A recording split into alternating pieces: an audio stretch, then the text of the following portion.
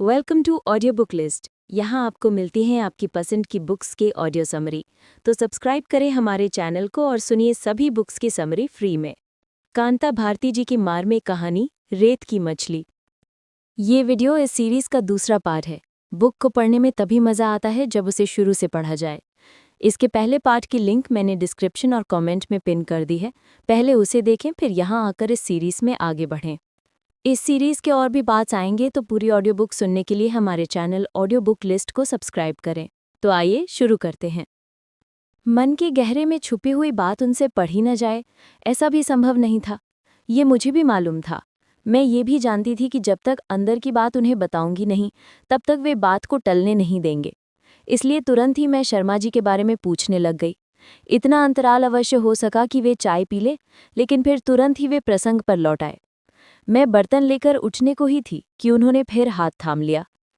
तन्मय होकर बोले, छोड़ो ना ये सब कुंतो, पहले बात बताओ ना क्या है। सच तो ये है कि अब वो बात बताने का उतना साहस और मैं बटोर नहीं पा रही थी। रमन की वो घटना इनके भावुक हृदय पर कितना गहरा आघात पहुंचा सकती है, इसका अनुमान मुझे था। किंतु वे अब इस बात को अच्छी तरह समझ गए थे कि मैंने उनसे कुछ छुपाया है और उसे छुपा ही रहने देना चाहती हूँ। ऐसे क्षणों में दूसरे को विवश करना उन्हें आता था। बस अपनी बाहों में कस कर जकड़ लिया। एक क्षण के लिए लगा कि कहीं उस दबाव से ही बात बाहर ना आ जाए, लेकिन संतुष्ट हुई कि एक चुंबन ने ओठों को बंद कर दिया। लेकिन कितनी देर? अंतर की बात चुंबन की मधुरता के चुंबकीय आकर्षण के साथ साथ ओठों तक आ गए। बात कहते कहते मन भारी हो आया, आंखें भीग गईं। रमन की उस हरकत की एक एक पहलू के बारे में विस्तार से उन्होंने सुना और गंभीर हो गए। मेरे कंधों पर से उनकी बाहों का कसाव ढीला हुआ और वे धीरे से उठकर खड़े हो गए। कुछ देर सोचते रहे और फिर जैसे उलझे और खोए से कमरे में टहलने लगे, इधर से उधर, उधर से इधर। वे उसी तरह टहलते रहे और मैं उद्वेग से घुटती रही। गहरा मौन मेरे अंतर को सालने लगा। बेचैन होकर मैंने कहा, आप अचानक चुप क्यों हो गए? मुझे घबराहट हो रही है। मेरे स्वर में कायरता भर आई थी। मैंने व्यग्रता के साथ पूछा, बता दीजिए ना, मैंने कुछ गलत किया है? उनका टहलना रुक गया। बहुत गंभीर स्वर में बोले, ऐसी कोई बात नहीं। चिंता यह है कि प्रॉक्टर ने उसे पुलिस में दे दिया होगा।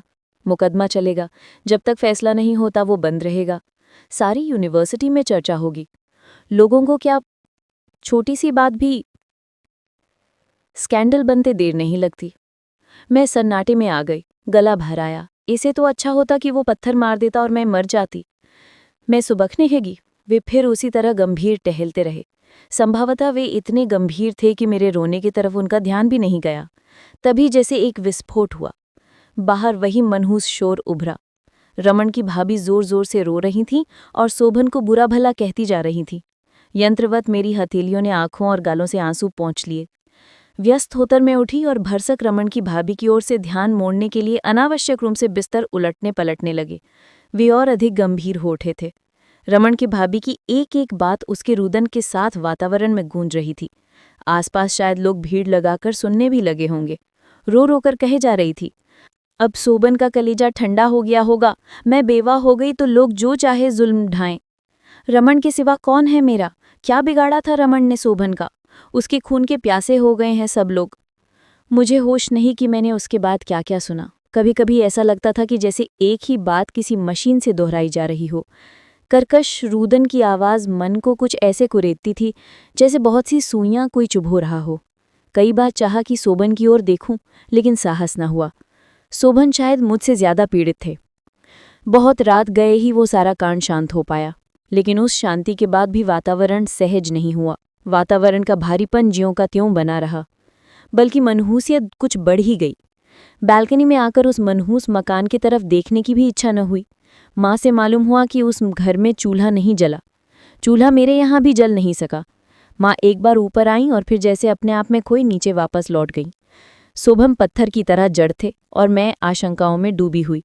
लगता था मोहल्ले में कोई मर गया है। शायद वातावरण की सहजता मर गई थी। रात बहुत बीत चुकी थी।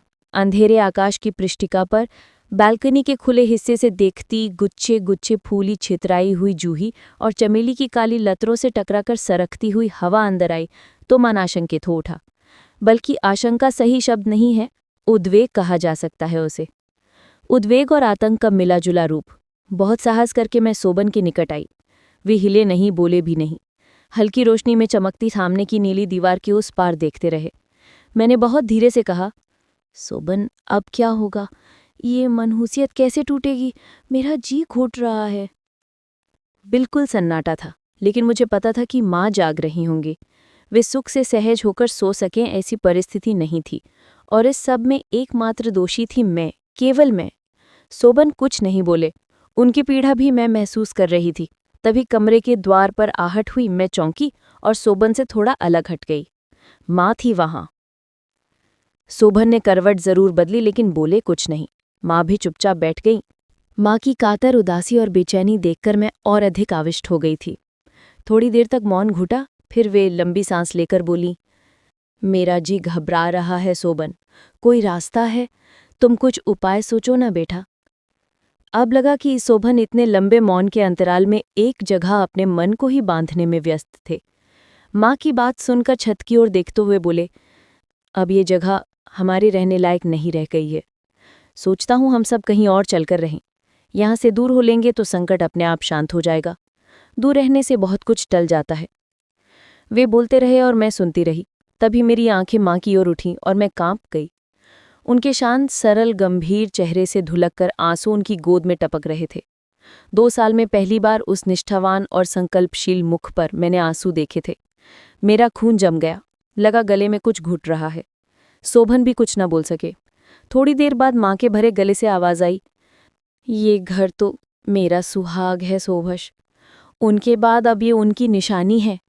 उनकी इस एकमात्र निशानी से तो मैं मरकर ही छूट सकती हूँ। अंतिम दिन भी अगर मैं यहाँ न रही तो मुझे लगेगा कि तुम्हारे पिता को दोबारा मुझसे किसी ने छीन लिया है। झगड़े कहाँ नहीं होते सोबन। जहाँ इतना जीवन बीता उसे अब छोड़कर कहाँ जाएंगे हम। सोबन का चेहरा उतर गया। नीले कमरे का नीला सन्नाटा और गहरा हो गया। माँ के जाने के बाद भी अवसाद हल्का नहीं हुआ। कोई कुछ नहीं बोला। ऐसा लगा जैसे लगातार झुकी आंखों में कड़वाहट भर रही हो। चुपचाप उठी, बिस्तर ठीक किया, पर किसी तरह भी एक कहने का साहस न हुआ कि ये सो जाएं। बाहर रात काफी उतर आई थी। लोग शायद अपने घरों को चले गए थे। उस मनहूस मकान से रोने की आवाज़ भी अब बंद हो गई। बालकनी के बाहर मैं कुछ विशेष देख रही थी, ऐसा कहा नहीं जा सकता। देखने पर दिखता भी कुछ नहीं। वहां कुछ देखने लायक होता भी तो मन ऐसा न था कि कुछ देख पाती। अंधेरा, सन्नाटा, अवसाद और आत्मपीड़न के उन क्षणों में मैं कब तक वहां खड़ी रही नहीं कह सकती। वहां से हटी तो देखा वे उसी तरह अस्त व्यस्त पलंग पर मूर्छित से पड़े थे। सो गए थे या सिर्फ अवसन्न थे, ये उनकी बंद आंखों और सांसों के साथ उठते गिरते सीने को देखकर नहीं कहा जा सकता था। बहुत धीरे से, बिना कोई आहट किए, पलंग के एक किनारे थोड़ी देर बैठी रहकर मैं भी लेट गई। अवसाद मेरी शिराओं में एक तनाव की तरह दोबारा छा गया। चाहा कि उनकी ओर घूम जाऊं, लेकिन घूम न सके।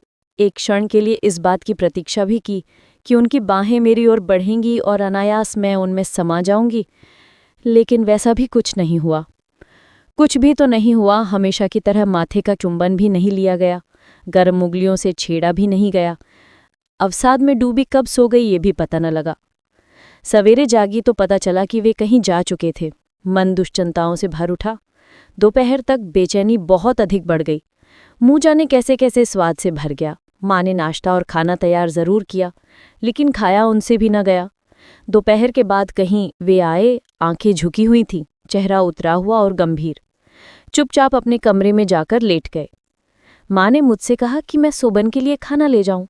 हो सकता है मेरे आशंकित मन का संकोच हो कि एक एक करके खाने की चीजें सजाने में काफी समय लग गया। कमरे में जाने के लिए साहस जुटाना पड़ा। वे ज्यों के त्यों लेटे रहे। हिम्मत न हुई कि इनके माथे पर हाथ रखकर देखें तबीयत तो ठीक है। बहुत धीरे से बोली, उठिए, हाथ मुंह धोकर खाना खाकर आराम कीजिए। जाने उनके जी में क्या आया कि वे चुपचाप उठे, हाथ मुंह धोकर खाने बैठ गए। मुझे भी खाने को अपने साथ बिठा लिया। अनमने मन से थोड़ा सा खाया। खाते समय चाहकर भी मुझसे कुछ बोला न गया। खाते समय आज तो उनके हाथ में कोई किताब भी नहीं थी। किताब होती तो शायद मन कुछ बदलता। तनाव 1-2 दिन का नहीं था। मन को उतना समेटा भी ना जा सका कि वो तनाव टूट सके।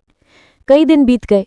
उनके मित्र भी आए थे। वह नीला कमरा उन्मुक्त हंसी से गूंजा नहीं। बहुत धीरे धीरे उन्होंने बातें की। शायद कुछ मशवरा भी हुआ।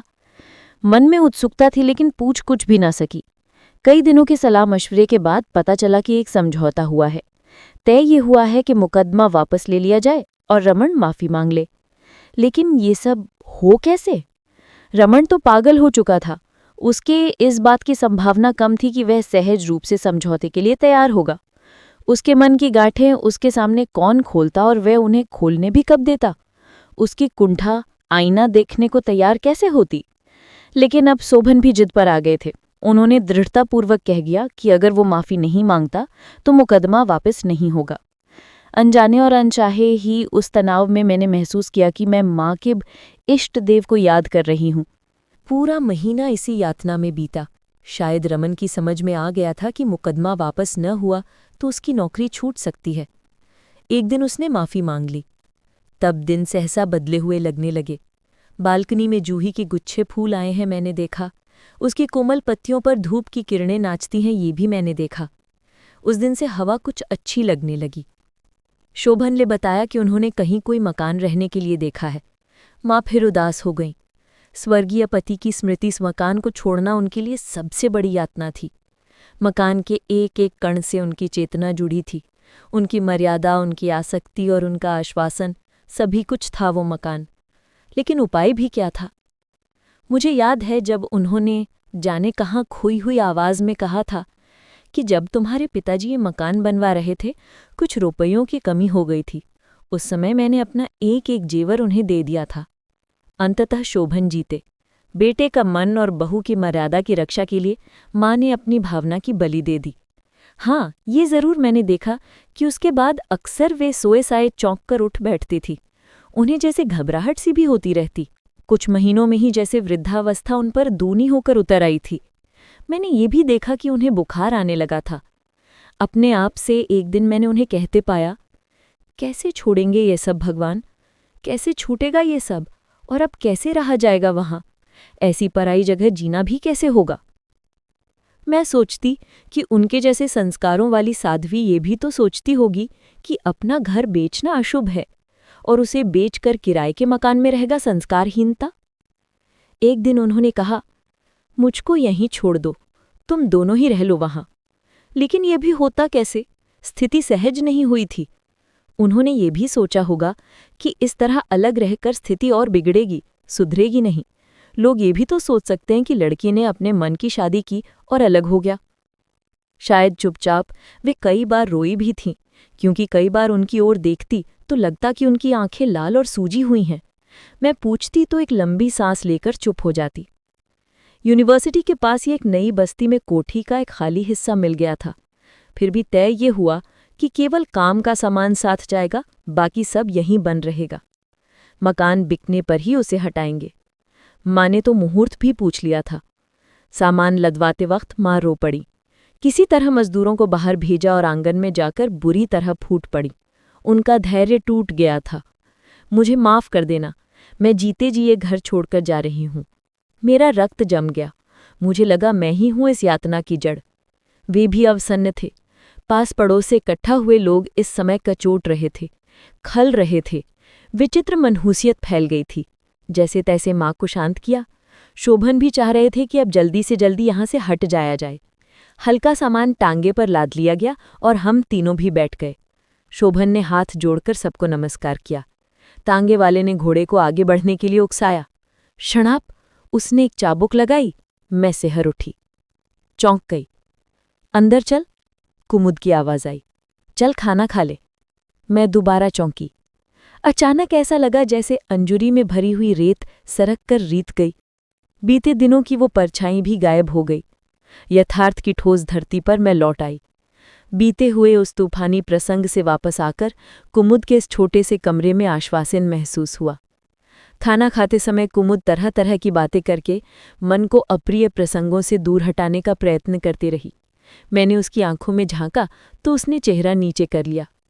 जी में आया कहूँ, तू अपने अप्रिय प्रसंग से अपने को अलग काट सकी है क्या? लेकिन मुझसे पूछा नहीं जा सका। जाने क्यों मेरी आंखें दोबारा गीली हो आईं। तो दोस्तों, ये वीडियो इस बुक का दूसरा पार्ट था। तीसरा पार्ट जल्द ही आएगा। पूरी ऑडियो बुक सुनने के लिए सब्सक्राइब करें ऑडियो बुक लिस्ट चैनल को और साथ में बेल आइकन को भी प्रेस करें ताकि आने वाले वीडियोस मिस ना हो।